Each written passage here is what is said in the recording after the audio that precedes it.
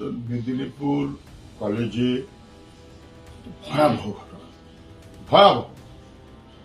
ছাত্ররা প্রতিবাদ করবে, যুগে যুগে দেশে দেশে ছাত্রদের প্রতিবাদ থাকে। ছাত্রদের প্রতিবাদ যদি কখনো বন্ধ হয়ে যায়, সমাজটা বন্ধ হয়ে যাবে। কে বলবে? প্রোটেস্ট কে করবে? ভিন্ন স্বর তুলবে কে? যুক্তি তর্কের লড়াই করবে কে? না, করতে পারবে না। চোখ রাখাচ্ছে। এবং ছাত্রী যেভাবে তাকে নিয়ে হেনস্থা করা হলো, বহিরাগত তৃণমূলের গুন্ডারা কলেজের মধ্যে গিয়ে, এবং পুলিশ দাঁড়িয়ে থাকলো চুপ, বরং পুলিশ অপেক্ষায় থাকলো, তুলে নিয়ে এসে আমাদের দাও দিল, থানায় নিয়ে গিয়ে বেধড়ক মারলো।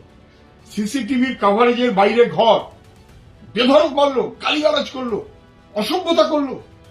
পুরুষ অফিসার, মহিলা অফিসার আলাদা আলাদা করে। এবং শেষমেশ কি ভয়াবহ, মোম গলিয়ে গায়ে ফেলা হচ্ছে। ব্রিটিশ আমলের মতন কারবার। পুলিশ মন্ত্রী খবর পাচ্ছেন না, খবর রাখছেন না, সিসিটিভির ফুটেজ দেখছেন না।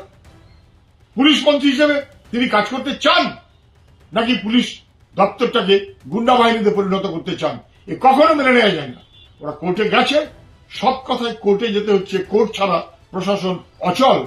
পশ্চিমবাংলার এটা দুর্ভাগ্য।